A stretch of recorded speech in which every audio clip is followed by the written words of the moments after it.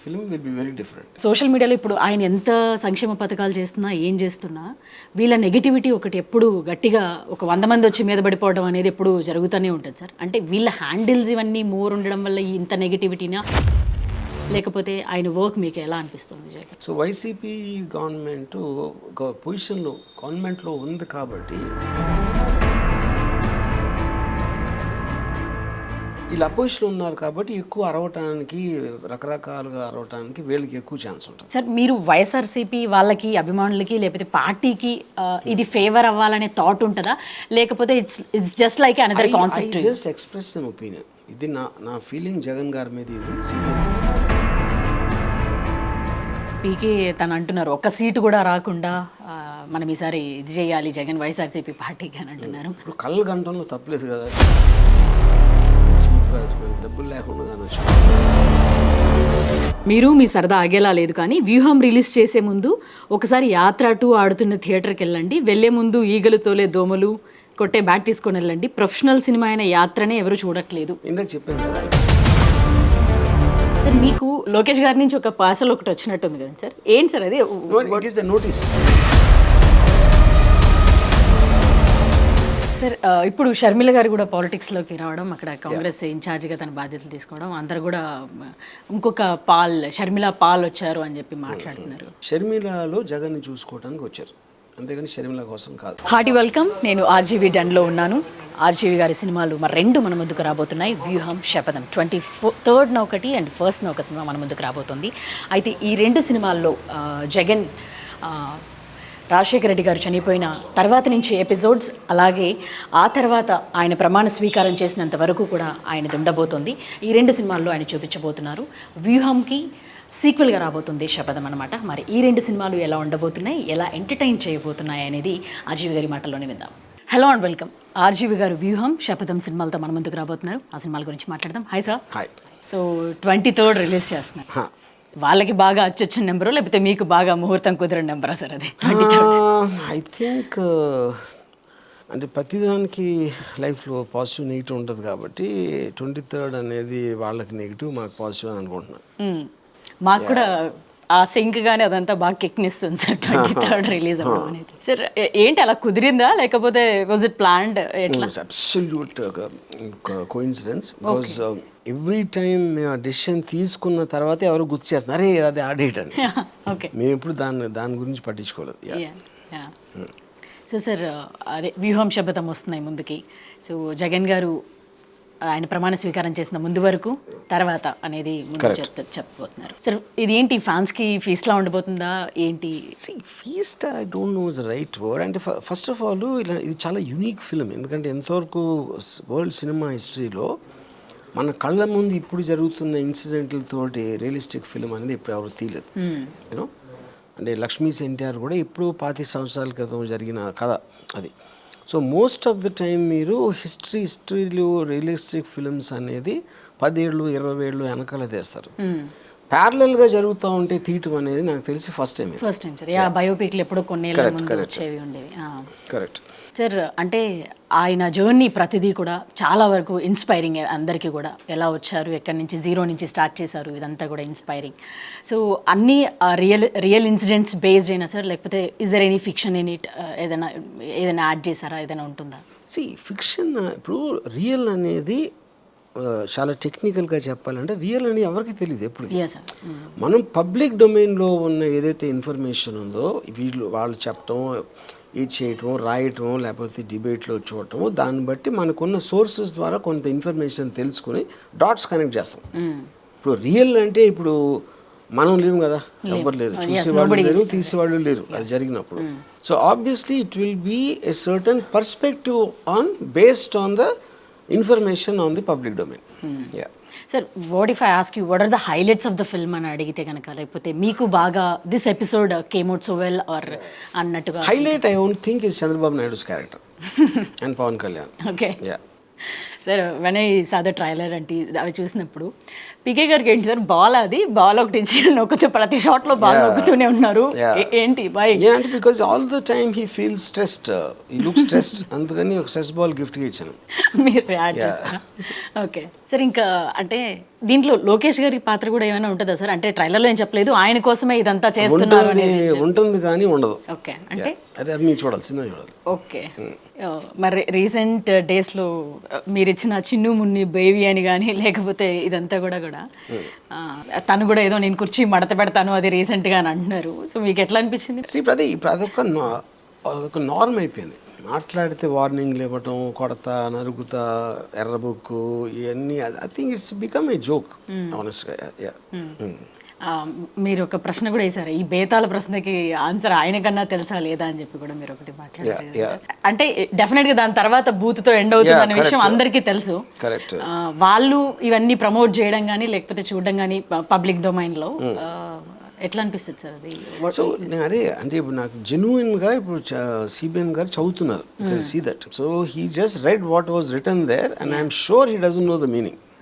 లేకపోతే ఆయన ఏజ్లో ఆయనకున్న ఎక్స్పీరియన్స్కి అలాంటి మాట వాడతారని నేను అనుకోవట్లేదు. ఎందుకంటే it's completely out of character. అంతకుముందు ఎప్పుడు నేను వినలా ఆయన అలా మాట్లాడటం. I think it's genuinely a mistake which oversight of the writer, speech writer. రాసిన వాళ్ళు. బట్ ఎవరొకరు డెఫినెట్ గా చెప్పే ఉండి ఉంటారు కదండి సార్ ఇది ఇంత అంటే వాళ్ళకున్న బిజీ దానికి చాలా సార్లు మనం ఓవర్సైట్లో కొన్నిసార్లు ఓవర్లుక్ చేస్తాం. And I think it's that. ఎందుకంటే ఇప్పుడు ఆయన అంతకుముందు ఏ స్పీచ్లో కూడా ఇప్పుడు అలాంటి వర్డ్స్ వాడలేదు. సార్ అండ్ మీరు ట్రైలర్లో చంద్రబాబు నాయుడు గారిని ముసలి లేకపోతే వీటన్నిటి తర్వాత కంపారిజన్ చేసిన తర్వాత ఎవరైనా ఉన్నారు అంత కన్నింగ్ ఆర్ సంథింగ్ అని చెప్పేస్తే ఆ థర్డ్ నెక్స్ట్ ఆయనకి ఇచ్చారు. సో అంటే మీకు అనిపించిందా అది లేకపోతే ఎలా? I always felt that. ఎందుకంటే it's got very non blinking eyes. And అది కాకుండా ఎప్పుడు మీకు ఫుల్ స్మైల్ ఉండదు సిబిఎన్ గారికి. జస్ట్ తెచ్చి పెట్టుకున్నట్టు వెరీ ఆర్టిఫిషియల్, అది రీచ్ అవ్వదు, ఐస్ కూడా రీచ్ అవ్వదు. So that is the reason I thought of that line. You observe people a lot. అంతే కదా సార్? మీరు ఇప్పుడు ఐ బ్లింక్ అనగానే ఓకే మీరు చాలా అబ్జర్వ్ చేస్తారనిపించింది సార్. ఆ క్యారెక్టర్స్ అందరూ కూడా చాలా సిమిలారిటీస్ వాళ్ళంతా ఇదిగా ఉన్నాయి. ఈ అన్ని క్యారెక్టర్లో మీకు చంద్రబాబు నాయుడు గారిది బాగా అనిపించింది అని చెప్పేసి అన్నారు కదా సార్. డెఫినెట్గా ఫ్యాన్స్ అందరికీ కూడా హై మూమెంట్స్ ఉంటాయి ఈయన జర్నీ అంతట్లో వీటన్నిటిలో కూడా. మీకు ఓవరాల్గా హౌ ఇట్ కేమ్ సార్, ఎట్లా అనిపించింది ఓవరాల్గా వెన్ యూ సా ఇట్? లేకపోతే ఎవరు చేస్తున్నప్పుడే you have that clarity? I think it's not correct because since I was person who made it, it is not possible for me to have a very ఆబ్జెక్టివ్లో చూసి ఒక సినిమాగా first time చూసిన ప్రేక్షకుడికి ఎలా అనిపించడానికి chance ఉంది అనేది నాకు చాలా కష్టం అవుతుంది. సార్ మీరు మీకు జగన్ అంటే ఇష్టం అన్న విషయం మీరు చాలా ఇంటర్వ్యూస్లో ఎప్పుడూ చెప్పారు సార్. ప్రతి ఎలక్షన్స్ టైంలో ఏదో ఒక సినిమా రావడం మీ దగ్గర నుంచి కొంచెం సపోర్టివ్గా వైఎస్ఆర్సీపీ వాళ్ళకి కానీ వాళ్ళ ఫాలోవర్స్కి కానీ వాళ్ళందరికీ వస్తూ ఉంది. రీసెంట్గా యాత్ర 2 వచ్చింది సార్. దానికి ఏమన్నారంటే అంటే మీమ్స్ కానీ లేదా ట్రోల్స్ కానీ అవన్నీ కూడా ఒక కమర్షియల్ సినిమాని తీసిన వీళ్ళకి లోపలికి వెళ్ళి చూస్తే ఈగలు దోమలు కొట్టుకుంటున్నాయి అని చెప్పి మాట్లాడారు జనాలు కొంతమంది. సో మీరు ఒక సినిమాని తీసేటప్పుడు సో ఆ కమర్షియల్ లెక్కలు కానీ లేకపోతే అవి ఏమీ కన్సిడర్ చేయరా, చూడరా, ఎట్లా ఉంటుంది సార్ మీ ఆలోచన విధానం at the time of making? అంటే దట్ డిపెండ్స్ ఆన్ రియలీ. అంటే అంత క్లియర్గా నేను ఇప్పుడు కమర్షియల్ సినిమా కాదా అనేది ఎవ్రీ డైరెక్టర్ ఒక డిఫరెంట్ పర్స్పెక్టివ్ ఉంటుంది, ఎలా చేయాలి ఏంటి అనేది. So I don't want to comment on someone else's film, but నా approach of making the film will be very different. Sir ఇంకా ఈ కరెంట్ పాలిటిక్స్లో వీటన్నిటిలో కూడా సో మీకు ఆల్రెడీ ఈయన చంద్రబాబు నాయుడు గారు రీసెంట్గా జైలుకి వెళ్ళి వచ్చింది ఇదంతా కూడా ఎపిసోడ్ మీరు స్టార్ట్ చేసినప్పటికీ ఇది అయితే జరగలేదు కదండి సార్? ఇది చంద్రబాబు నాయుడు గారు జైలుకి వెళ్ళడం, కేసులో వెళ్ళడం, కొద్ది రోజులు ఉండడం, ఇదంతా episode it's added in last minute I guess. Yeah, so that will be the highlight I guess. అంటే మీరు చేసిన టైంలో ఒక అడిషనల్ పాయింట్ యాడ్ అయింది సార్.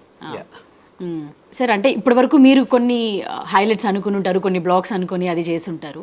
సో ఈ లాస్ట్ మినిట్లో ఈ క్రూషియల్ పార్ట్ ఏదైతే ఉందో అంటే ఆయన్ని జైల్లో పెట్టడం కానీ లేకపోతే కాంగ్రెస్ కానీ లేకపోతే వీళ్ళందరూ కలిసికట్టుగా వెళ్ళి ఒకప్పుడు ఆయన్ని ఇబ్బంది పెట్టడం, మీరు ఈ సినిమా రిలీజ్ అయ్యే టైంకి ఈ ఎపిసోడ్ యాడ్ అవుతున్న టైంలో మీరు ఏమనుకొని ఎట్లా యాడ్ చేశారు ఏంటి? అంటే అది కదా నేను ఇందాక చెప్పాను కదా, ఇది the intention of the second part especially is to parallelly follow real life happenings and ఎంత వీలైతే అంతవరకు దాన్ని లాగాలనేది ఉద్దేశం. సిబిఎన్ గారి అరెస్ట్ అనేది definitely it is the biggest high, దానికన్నా పెద్ద రావడానికి ఛాన్స్ లేదు. తర్వాత చాలా మంది ఏమంటారు, మీరు కర్మ ఇలాంటివన్నీ నమ్మరని తెలుసు, బట్ ఇట్ రిటర్న్ బ్యాక్ అనేది చాలా మంది ఆ టైంలో కర్మ రిటర్న్స్ బ్యాక్ అని చెప్పేసి చాలా మంది ఆ టైంలో మాట్లాడుతూ వచ్చారు సోషల్ మీడియా అదంతా కూడా. మీరు దాన్ని ఎట్లా చూసారు సార్? అంటే సంబడి ట్రబుల్డ్, తన్ని ట్రబుల్ చేసినప్పుడు మళ్ళీ he also went to jail అనేది, how do you see this? Eventually నేను కర్మ సిద్ధాంతం అని నమ్మను, but I think the whole bottom line is everybody will make mistakes. No matter ఎంత అరగెన్స్, ఎంత ఓవర్ కాన్ఫిడెన్స్ ఉన్నా, సమ్ పాయింట్ మీరు అంత లాంగ్ టర్మ్లో అన్ని చేసినప్పుడు ఎక్కడో ఒక చోట ఇట్ విల్ కమ్ బ్యాక్ అనేది అయితే అంటే మీరు ఒక డైలాగ్ కూడా రీసెంట్గా మీకు బాగా నచ్చినట్టుంది, ఫ్యాన్ ఇంట్లో ఉండాలి, సైకిల్ బయట ఉండాలి, గ్లాస్ సింక్లో ఉండాలి అని చెప్పేసి. సో అదే మీకు బెస్ట్గా అనిపించిన డైలాగా రీసెంట్ టైమ్స్లో మీరు చెప్పారు కదా, ఇది విన్న వాటిల్లో బెస్ట్ డైలాగ్ అని చెప్పేసి. ఆ ట్వీట్ కూడా మీరు షేర్ చేస్తున్నట్టున్నారు sir. You follow social media బాగా కదండి సార్? నేను ఎక్స్ప్రెస్ చేస్తాను అంతే, నేను కామెంట్స్ చదవను ఎవరి. You team will give you all the details or how it sir? అంటే చాలా క్విక్గా ఎప్పటికప్పుడు.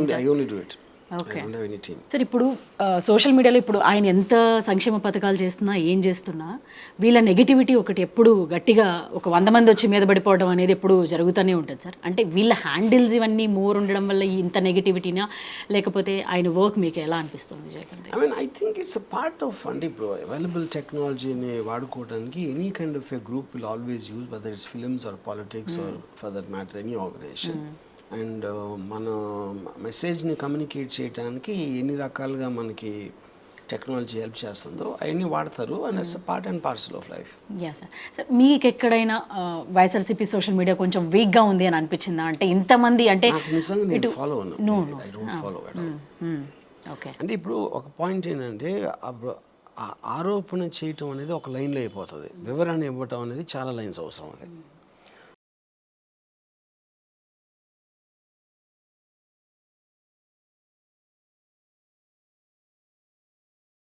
సో వైసీపీ గవర్నమెంట్ పొజిషన్లో గవర్నమెంట్లో ఉంది కాబట్టి they can't do anything more than what they can. వీళ్ళు అపోజిషన్లో ఉన్నారు కాబట్టి ఎక్కువ అరవటానికి, రకరకాలుగా అరవటానికి వీళ్ళకి ఎక్కువ ఛాన్స్ ఉంటుంది. సార్, మేము సంక్షేమాన్ని నమ్ముకున్నామని వీళ్ళు అంటున్నారు, అసలు అభివృద్ధి లేదని వీళ్ళు అంటున్నారు. So what is your take on it? I think I address that in the film also. Okay.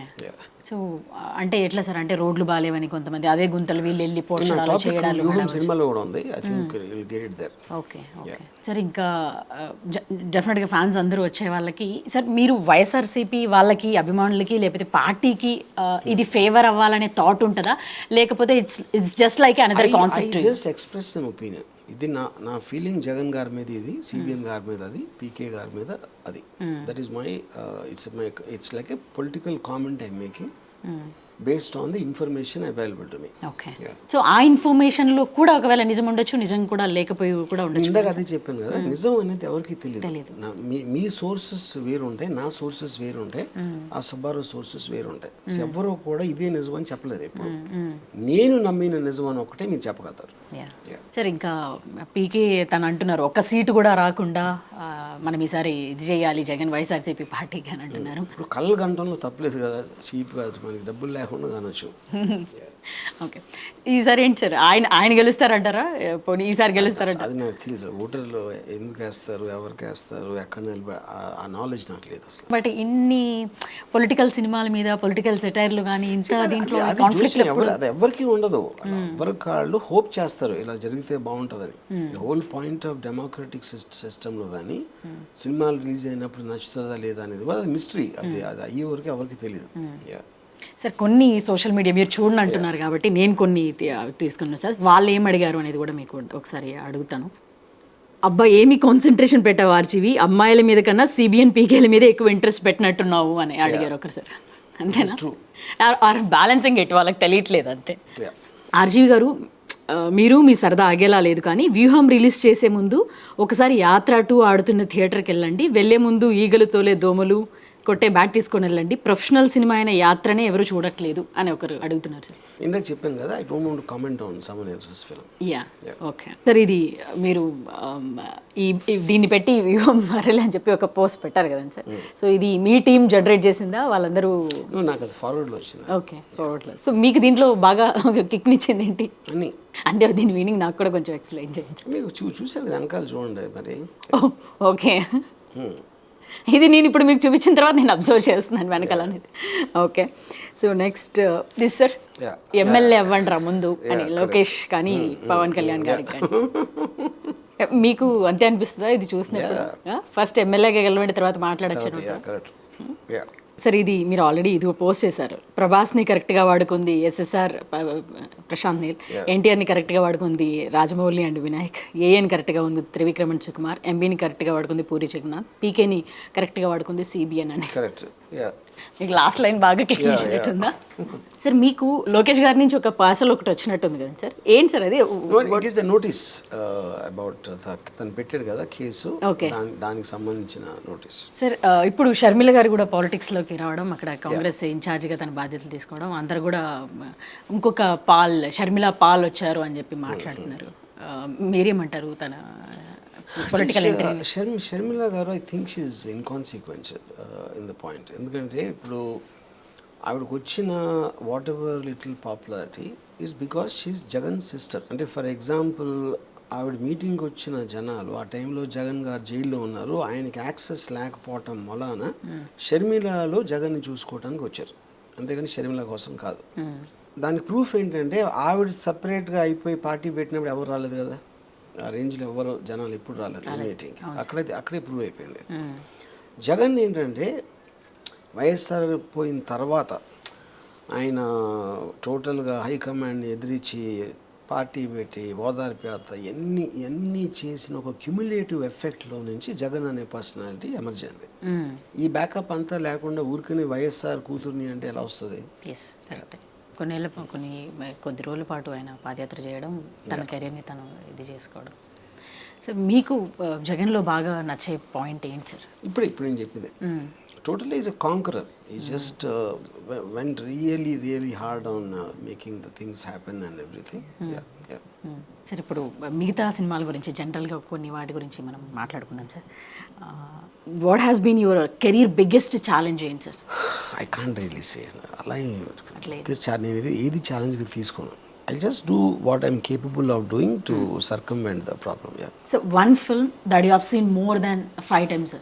Many films I saw. Many films. Many films. Yeah. Sir, Telugulo ఒక ఫిల్మ్ ఏదైనా ఓవర్ రేటెడ్ ఆర్ అనే film ఏదైనా ఉంటుందా sir? ఏదైనా ఒక over rated ఎవరి దృష్టిలో? Film is a personal experience. Each person చూస్తాడు, లేకపోతే ఎంత ఖర్చు పెట్టారు, ఎంత వచ్చింది, ఈ రెండే కదా. Either is a financial or individuals opinion. So దాంట్లో ఇంకా ఓవర్ రేటింగ్ అనేది మీనింగే లేదు. సార్ మీకే కల్ట్ సినిమాలు తీసిన దర్శకుడుగా, లేకపోతే మిగతా వాళ్ళందరూ కూడా మీ వైపు చూసి తనలాగా తీయాలని చాలామంది అనుకున్నాడు, అందరూ ఉండేవారు. మీకు ఇన్స్పైరింగ్ పర్సనాలిటీ కానీ లేకపోతే ఇన్స్పైరింగ్ డైరెక్టర్ కానీ ఎవరు సార్ రీసెంట్ టైమ్స్లో? I only look at very well directed films, not at directors. Sir ఈ వ్యూహం కానీ లేదా శపథం సినిమాలో కానీ ఏ క్యారెక్టర్ మీతో చూసినప్పుడు కానీ లేకపోతే అది రెజొనేట్ అయింది, చూస్తూ మీకు ట్రావెల్ అయింది దాంతో? ఇందాక చెప్పాను కదా, CBN Babu. Sir describe your process of preparing work కానీ షూట్ని కానీ ఎట్లా ఉంటుంది సార్ ముందు అంతా? It's very boring question. ఇన్ని సంవత్సరాలు అది ఏం ఉండదు అంత అనుకున్నట్టు. మీ ఇన్స్టింక్ట్లో మీకు అనిపించింది చేస్తారు అంతే. కానీ అందరికీ కూడా మీ దగ్గర నుంచి వచ్చే ఇది ఏదైనా కూడా ఫీల్ క్రేజీ ఆ సినిమా గురించి.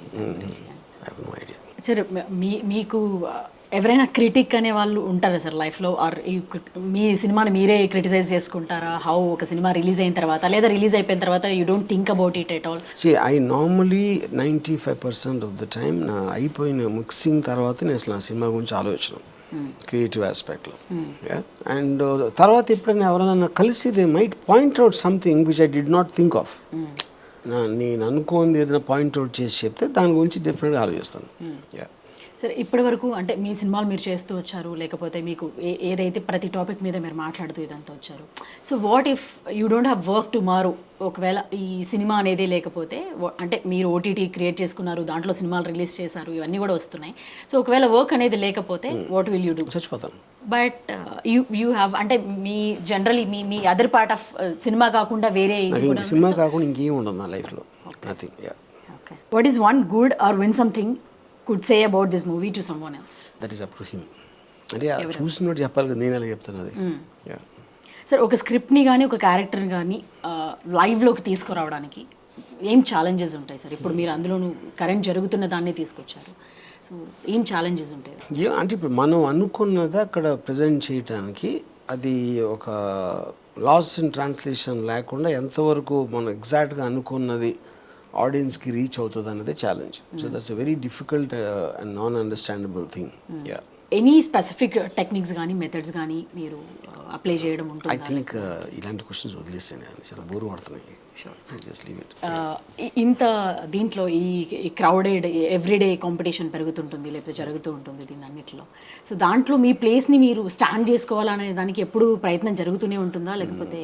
నేను జస్ట్ నాకు అనిపించింది, నా ఇష్టం వచ్చింది చేస్తాను. అది అవతల నచ్చితే చూస్తారు, లేకపోతే చూడరు, అంతే. సరే ఇప్పుడు జగన్ గారు కూడా 175కి 175 సీట్స్ రావాలని చెప్పి అని అంటున్నారు. సో ఈసారి నిజంగానే 175 వస్తాయంటారా, లేకపోతే? అది నాకు తెలియదు అసలు. బికాజ్ ప్రాసెస్ ఆఫ్ ఓటింగ్ అది ఎందుకు వేస్తారు, ఎవరు వేస్తారు అనేది దాంట్లో నాకు ఏ మాత్రం నాలెడ్జ్ లేదు. సరే పోనీ అట్లీస్ట్ ఎవరు ఈసారి గెలుస్తారు? నాకు తెలియదు. నేను ఓటర్ మైండ్ నాకు తెలియదు అసలు. ఓటర్ మైండ్ తెలియదు. పాలిటిక్స్ అసలు ఫాలో అవుతుంటారు కదా సార్ రెగ్యులర్లీ? అవరా?